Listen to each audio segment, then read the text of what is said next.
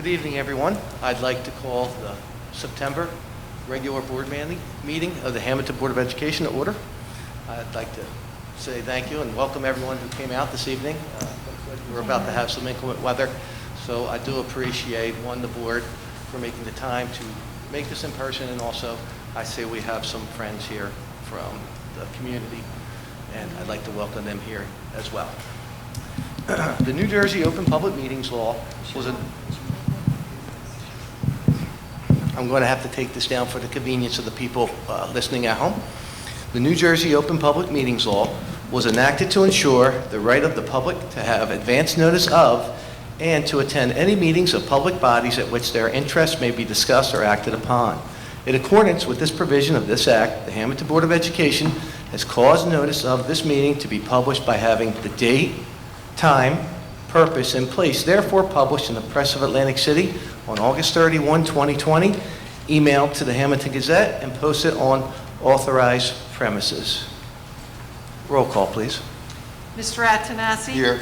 Mrs. Veronato? Here. Mrs. Burns? Here. Mrs. Fallon? Here. Mr. Lyons? Here. Mr. Pangia? Here. Mrs. Polito? Here. Mr. Palea? Here. Mr. Scipione? Here. Mr. Thomas? Here. Mr. Mento? Here. Let us rise for the flag salute. I pledge allegiance to the flag of the United States of America and to the republic for which it stands, one nation, under God, indivisible, with liberty and justice for all. Okay. Although it's not listed as a presentation, we're going to start this meeting off with a video. A sort of what to do and some pointers on how to access the Hamilton webpage and parent portal. Ms. Leonard, would you start that, please? I would like to take a few moments to highlight our new district website. Although it is still under construction, as we continue to add new content, we wanted to unveil it for the start of the school year. When you first view the site, a pop-up window may appear for important alerts. Currently, you will see our voting orientation videos and information on parent portal access. You will also notice several quick links on the side of the page. For example, parent portal, athletics, and our new virtual backpack.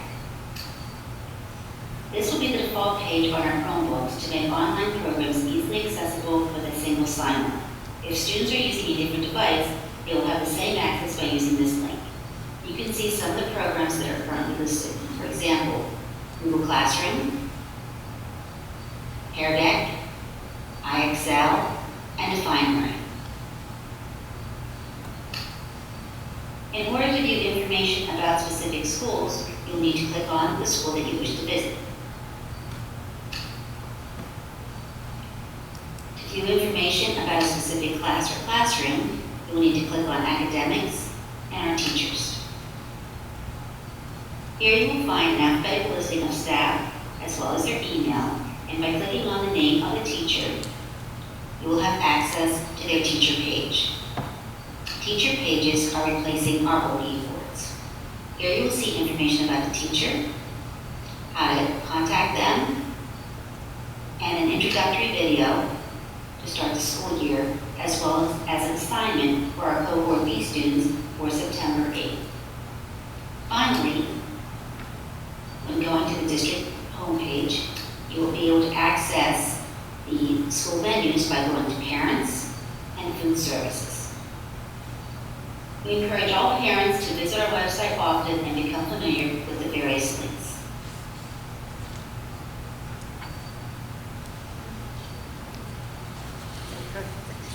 That's it. Very good. Yes.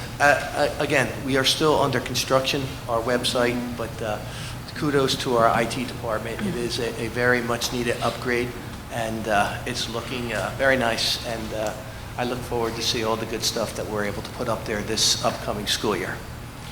Okay, before we go into committee reports, and we'll be leading off this evening with Mrs. Veronato. Mrs. Gecko has a statement. Okay, thank you. It's first, I was just giving you a heads up. We're gonna, I'm sorry. It's hard to hear you. I know, I'm sorry. We are going to proceed with the opening plan that we have projected. However, we are building our plan on an infrastructure that has been underfunded for over 10 years. We have had to develop bare-bones budgets to meet the needs of our students at the expense of upgrades and extras. We have purchased faster bandwidth to try to meet the need. However, any other enhancements beyond what we have currently done would require massive expenditures throughout the district. As you have seen on various newscasts, frequently remote feeds are lost or frozen. These are broadcasting companies that do this each and every day with the best equipment available. We are a school district. We are relying on everyone for their patience. We have never stressed our system to this level before. We have worked all summer to upgrade where we could, but the demand for resources has never been greater. Even if we had the influx of funds, the supply chain has broken down throughout the country and the world. Information changes daily. Please be prepared for revisions and modifications to remote learning that may be necessary as we work through these issues that arise. We know that there are going to be challenges, and we need our parents to model resiliency and be positive about the new school experiences for their children. I cannot stress enough the need to screen your children daily for symptoms and fevers and to keep them home if they are ill.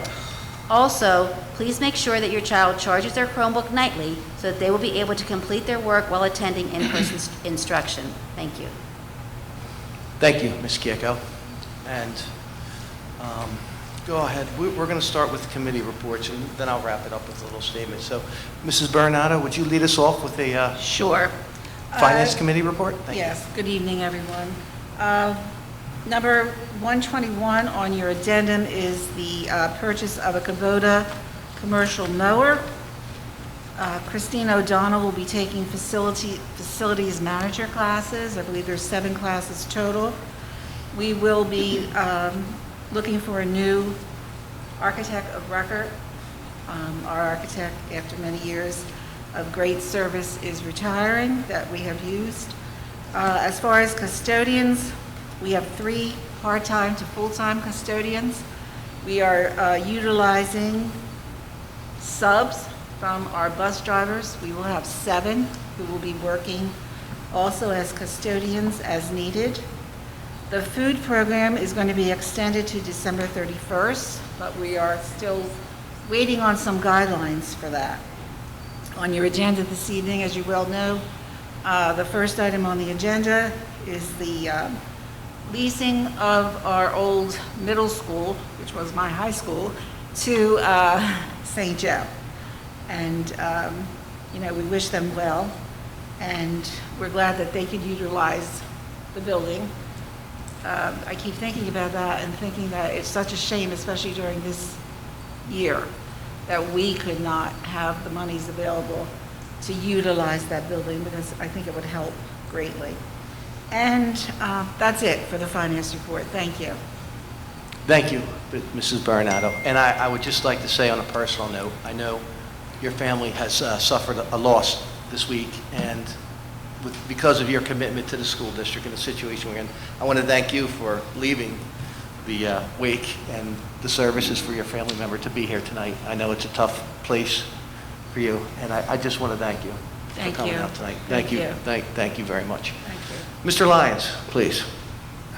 I actually don't have a committee report this evening, but I do want to say I had an opportunity to attend the Special Education Parent Advisory Council meeting on Zoom last night, and it was great. The Director of Special Education was there along with some of our staff, and they did an excellent job at answering questions of special education parents who have a lot of anxiety, like all parents, around the opening of school. And I also want to say it was really great. Again, my daughter in the last 2 days has gotten a personal phone call and a postcard from her teacher.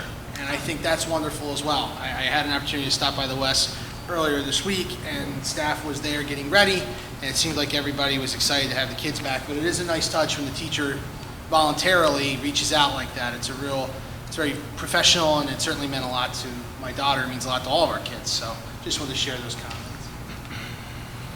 Thank you, Mr. Lyons. Mr. Thomas of Folsom, please.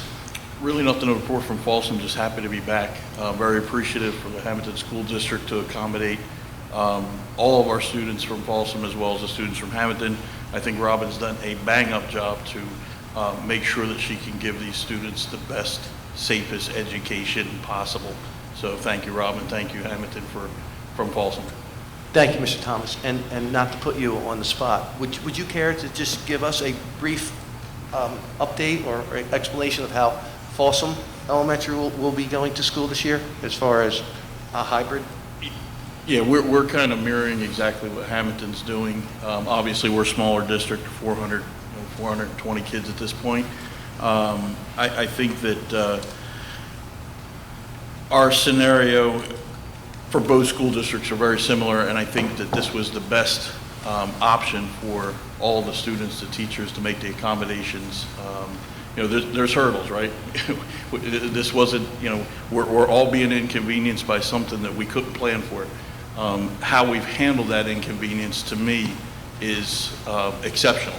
I think that there's no way to make everyone happy, but at the end of the day, this is about our students, and if we fail as a organization, we're failing our students. So it's very important that we continue to work together and try to give them the best education we can, as long as we can, in class and out of class, out of school. Thank you. Thank you, Mr. Thomas. Mr. Playa from Safety and Security. Thanks, sir. The Safety Committee, it's, Tuesday, the 8th is the first day of school. We're anticipating the drop-offs to be more crowded than usual. Based on the responses we got at the bus garage, that a lot of parents are not using the busing. So patience is the key word, as always, for drop-off and pickup.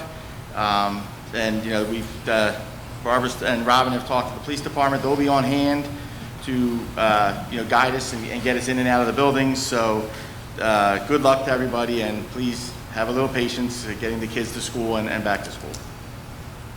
Thank you, Mr. Playa. Mr. Scipione, Community Relations, please. Yep, got a quick report tonight. First, I'd like to welcome back all our students and our amazing staff. We are set to begin our new school year on September 8th with Cohort A and C students reporting in person and Cohort B and R beginning virtually. Our fall sports season is set to begin on September 14th with games beginning in October. And the following dates are for our back-to-school nights. They will be virtual and held on the following dates: high school, September 24th, middle school, September 29th, West, October 1st, ECEC, October 6th. And that's all I have for tonight. Thank you. Thank you, Mr. Scipione. We'll now go to Mrs. Burns from Curriculum, please. Yes, good evening. The Curriculum Committee met on Monday, August 31st. At that time, the superintendent gave us many updates on the staffing and reopening plans. Many of those items are covered on tonight's agenda. And I would like to personally add some best wishes to a happy, healthy, and safe school year. I know that the beginning of every school year meets with a lot of anxiety and angst about the unknowns and what lies ahead. And this year, needless to say, that anxiety is probably tenfold. I'm just asking the community and parents to give our teachers a little break and realize that they're also in the similar situations as they are family, and they have needs at their homes just like you do. Thank you. Thank you, Mrs. Burns. Mr. Pangia from Waterford, please. We've had a pretty remarkable summer, Mr. President. We've done a few things. We were able to lease an entire school from the Assumption Parish and renovate it over the summer. So as of right now, we're planning on opening up on Tuesday, and we'll be offering education in the schools each day. We were able to do this pretty much by thinking outside of the box, and a tremendous effort, I think, by the board, the staff members, everybody really worked incredibly overtime on this. And just to show how remarkable of a summer it was, in the midst of all this, we were able to negotiate and settle all of our contracts in 2 meetings. Wow. So everybody, I can't say enough about how everybody's really pulled together in Waterford to try to make this all happen. Thank you. That's fantastic, and it's amazing what we can accomplish when everyone's pulling in the same direction. So congratulations to you on that, and the Waterford board and teachers and staff. Mr. Antonassi? No report. Please. Okay, thank you. Mrs. Polito? Hi, I just want to say good evening, everyone, and I actually do have a report. We have some wonderful, beautiful new directional signs on the road to excellence. Hopefully you'll get to take a look at those signs when you're leaving this evening. Thank you to the committee that worked so hard, and Mrs. Kecko for working so hard to get them installed for us. And also, hopefully, once we do get school rolling, we will be working on, students will be working on designs for a mural on the side of the high school building. And I just wanted to say that I appreciate all that our staff has already done this year and what they will be doing as the school year starts. And I wish everyone a safe and healthy school year. Thank you. And now Vice President Fallon? There's no report from negotiations, but I just want to share just a couple things. Back in the spring when we met as a board and had our first Zoom meeting, and we didn't know what the future would bring, I said that we would all rise to the occasion, and no matter what was thrown at us. And I can say that we have strived to do just that. And since the Road Back document came out in late June, our administration and staff have been working around the clock to get us back with health and safety as the top priority. And Mrs. Kecko has handled this task professionally, compassionately, gracefully, and as a true leader. And as we start our school year, I just want to ask for everyone's patience, cooperation, understanding, attention, and flexibility. I wish all of our teachers, staff, and students and parents a happy and healthy school year. Thank you. Thank you, Mrs. Fallon. Okay, I have a few brief remarks here. You know, as we're all aware, there is a tremendous amount of anxiety and concern, and you know, there are still some questions out there about the future. And you know, no one can read the future, so you don't know exactly what's going to happen. But what you can do as a board or as a people is you put together a plan to execute when things do happen. You know, you're prepared for that. And I truly believe that we as a board, a community, a district as a whole, have made those appropriate decisions and arrangements to set ourselves up for success moving forward. You know, it's going to be different. It's not going to be perfect. But we're all in this together.